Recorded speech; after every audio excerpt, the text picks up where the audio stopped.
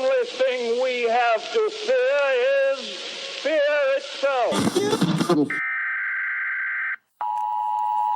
The National Weather Service has issued a severe thunderstorm warning.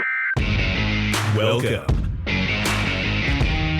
to the Common Sense Practical Prepper Podcast, where prepping doesn't have to be complicated or expensive.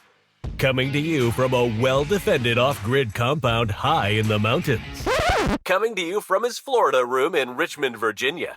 Neither off-grid nor well-defended, unless you count his chickens and cats. Here is your host, Keith. Hey everybody, this is Keith and welcome back to the Common Sense Practical Prepper Podcast, September 30th, 2025. And this will be one of maybe three podcasts I do on Prepper Camp, my very first Prepper Camp. I would try to jam it all into one, but I'd probably end up rambling on for about 45 minutes or so. So I'm going to go ahead and split this up probably into 2 or 3 separate podcasts. Get the administrative stuff out of the way. I noticed today that EcoFlow is having some tremendous pre-Prime Day sales. I took my Delta II and that 400-watt Renogy solar blanket that worked fantastic. The folks next to me had a Delta II as well and another small device. It kind of looked like a Jackery. I don't recall the name, but it was orange. That's why it reminded me of a Jackery. But just quickly, the EcoFlow Delta Pro is $1,400, which is more than half off. The EcoFlow Delta Pro Extra battery is also $1,400, and that's right about half off. So I am kind of torn. I don't know if I want to get another Delta Pro and then get the bridge to run 240 or get the extra battery. So that'll give me my original Delta Pro and 2 batteries, which brings me up to about 13 kilowatts. Is a lot for what I'm doing. It runs my garage, it runs the chicken coops.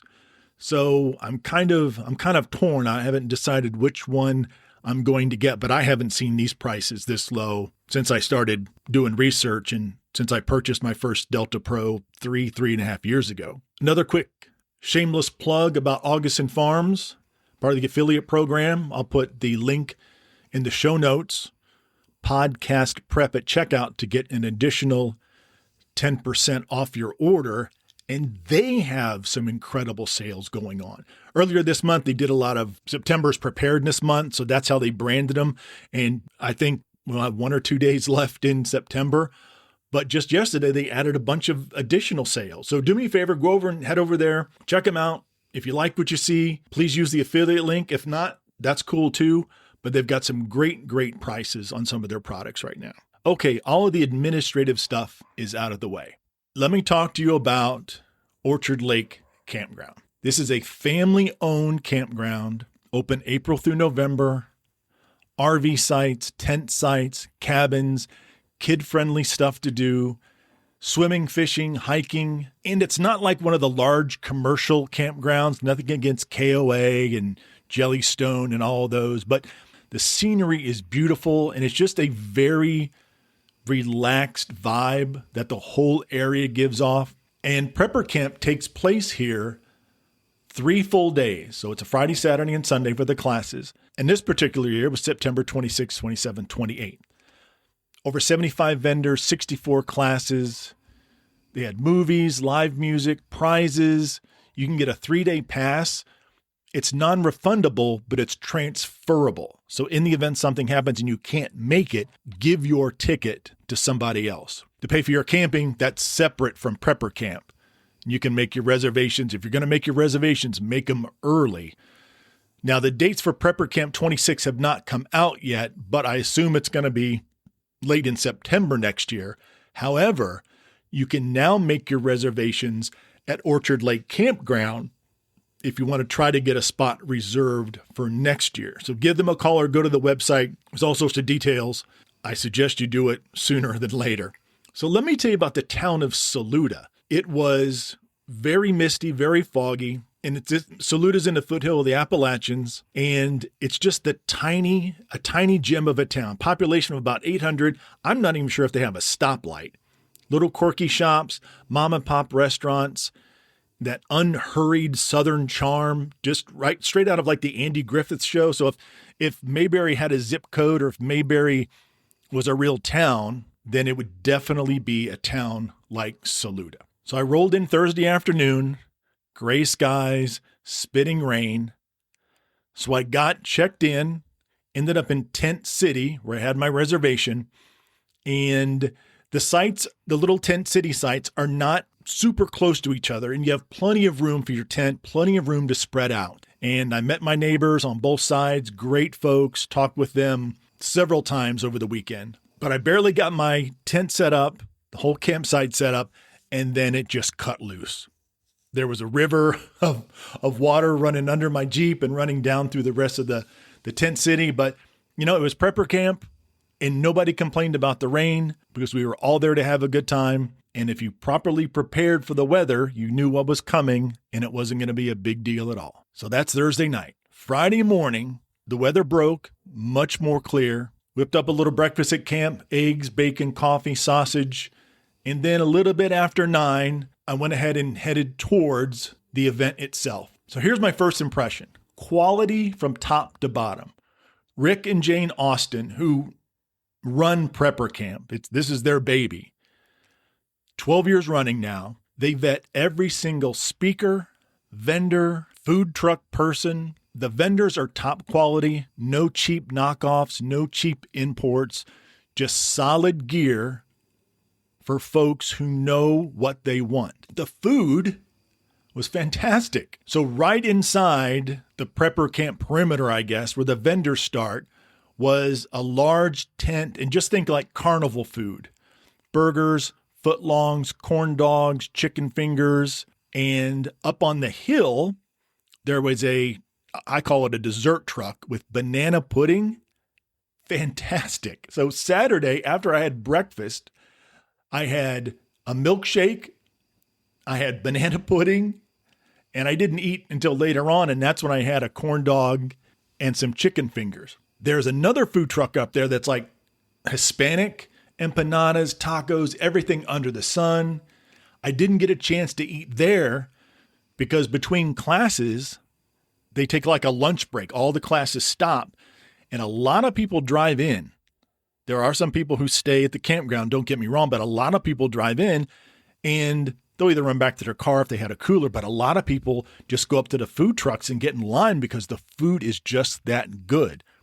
And then also up on the hill next to the dessert truck and the Hispanic food truck was like a deli truck. And I just got so busy, I didn't even get a chance to check out the deli truck. But I hope they're there next year because I'm definitely going to try them out. There was a food truck trailer down among the vendors towards the back that had some of the best coffee, smoothie. I had a strawberry milkshake that was absolutely a 10 out of a 10. So this is all woven in, and it just gives a very family-like vibe, a family-like reunion type of situation, because many of these people have been here before. They're seeing each other for the first time in a year. So it's just a very chill, non-judgmental, a bunch of like-minded people, and it's so low-key. There's no stress. And as I was coming back from lunch, the days just melt into each other. Friday, coming back from lunch, there's a little park bench that sits on top of the hill that overlooks all of Prepper Camp, the vendors, the parking lot, and I don't know how many tents, 6, 8 tents, where all the speakers are. And there was a young lady sitting on the park bench. And I walked up to her and I couldn't resist. I said, "Ma'am, you've got the best seat in the house." And she waved me over. She says, "Why don't you share the park bench with me?" So I sat down and turned in like a half hour, 45-minute conversation. Her husband was in a class, and I guess he was asking questions after the class ended, which a lot of people do. And we just sat there and just BS'd about all sorts of things. Where we're from, where we live now, what we used to do, what we do now. And then we talked about prepping. We talked about some storage hacks and some storage issues, the area they live in, the type of neighborhood, and just how nice it is. And it was just really, really nice. It's like we had known each other for a long time. It was just a very comfortable conversation. And I know that may sound kind of silly, but in a world of echo chambers and people living and working in silos. It was a real, genuine conversation. So if self-reliance is your jam, mark your calendars for Prepper Camp 2026. Again, the dates are not locked in, but we're looking at late September. Same place, Orchard Lake Campground in Saluda, North Carolina. You can just Google Prepper Camp. I think the folks at the campground office said the tickets go on sale. I think I heard her say Black Friday, but don't quote me on that. But do go to their website, make a reservation now. I know the people that stayed there this year, they have first dibs on their spot next year. So if they had an RV spot this year, they have the opportunity to make the reservation now and say, oh, I'm Mr. Jones. I want my RV spot. Mrs. Smith, I want the same tent spot, not Tent City, the same tent spot that I had this past year. So it's kind of nice that you get first dibs on getting your same type of spot. So I have already made my reservation and requested a tent spot. The reason I requested a tent spot is that the area of Tent City this year very soon will be RV spots. So I really don't know where or if there's going to be a Tent City for 2026. I don't have any inside information, but I think of the popularity, there's going to have to be a tent city somewhere, because if they're not already sold out now, as far as the reserve spots for RVs and tent spots, it's going to be sold out very, very soon. And then with Tent City, it comes as a first come, first serve basis. So if you guys have any questions about Prepper Camp, you can reach me at practicalpreppodcast@gmail.com. Again, I'm on the Twitters, Common Sense Practical Prepper, or prep_podcast is the official handle. Before I forget, I did bring my inReach Mini 2. I did set it to ping my location every 10 minutes and make a waypoint on a map. And I did share that map with a couple different folks, and they replied back to me saying that it was working. And then when I look at the map, you can basically see everywhere that I went. I had it set for 10 minutes and I went to 20 minutes. The battery did fantastic. I have a family member over in the EU, and they went hiking over the weekend, and they also turned on their inReach Mini 2 and shared their map with me, and it worked flawlessly. I could see the change of elevation, how fast this person or how slow this person was walking. They shared the grade. It was like a 53% grade at one point. They're getting ready for a much more difficult hike here very soon, and this was kind of a shakedown hike for a lot of their equipment that they had purchased. So the Delta II did fantastic. I had it hooked up to the 12-volt fridge, an IceCo 12-volt fridge. And the thing about the fridge, I made sure that I took about 10 bottles of water 2 days before I left. I put them in my freezer. I then transferred those frozen bottles to the fridge. I plugged the fridge in to the cigarette lighter plug in my Jeep, but it barely ran because I told the fridge to, I think I had the temperature in the Jeep all the way up there, like 42 degrees to keep everything cold but not frozen. However, with the frozen water and the insulation in this little 12-volt fridge, it kept things a little bit cooler than that. When I left Sunday, 3 of those bottles were still solid ice. So I gave my little 12-volt fridge a head start. It didn't have to work as hard. And it was in the tent when it kicked on for the 5 or 10 minutes that it needed to get back down to temperature. It was only pulling about 57 watts. And that barely touched the Delta II. The 400-watt Renogy solar blanket did fantastic. Even in the rain, it was pulling between 30 and 50 watts. When the sun hit it, I was in between a bunch of trees, but when the sun hit it, I was getting about 225, 235. And it wasn't the best angle because it just kind of lays flat on the ground, but it did more than I needed it to do for the particular setup that I had. Now, I had other items. I did not plug in my laptop. I did bring the Starlink. The Starlink was fantastic. I had that on for a day and messed around with it, and it did great. Now, where I was in Tent City, there is Wi-Fi there in the campground, but I picked up maybe 1 or 2 bars of the Wi-Fi, but it was enough that if I needed to check my email or make a video call, I was able to do that without any huge issues. Again, I stayed off social media for a reason. And of course, if you listen to the last podcast, you realize what happened once I stopped to get gas and found out that all hell was breaking loose.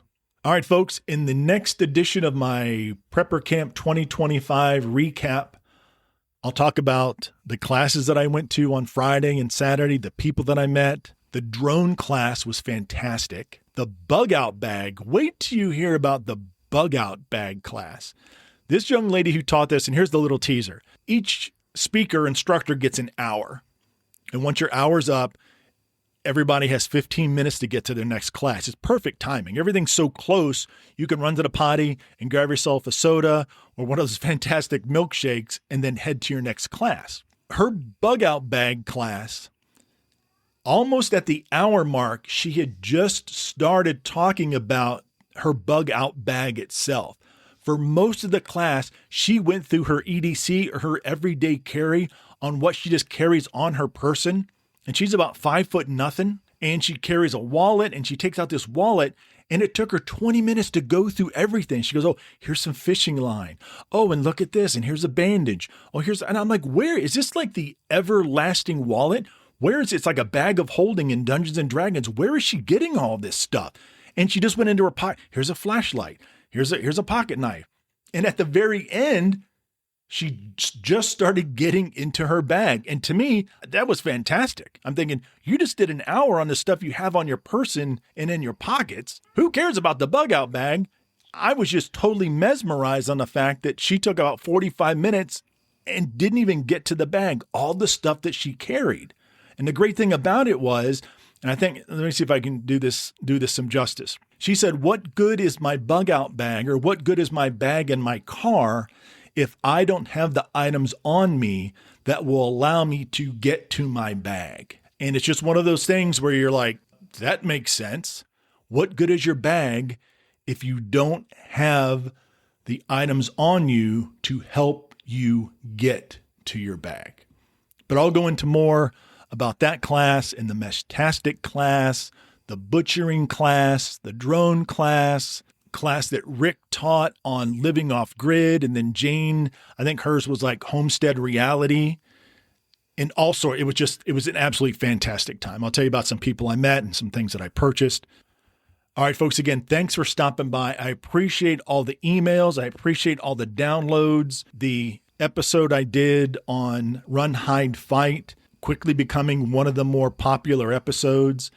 And then the one I did as soon as I got home Sunday night about the situations in North Carolina and Michigan also is trending to be one of the more popular podcasts. All right, folks, and as always, be safe out there, take care of one another, and until next time.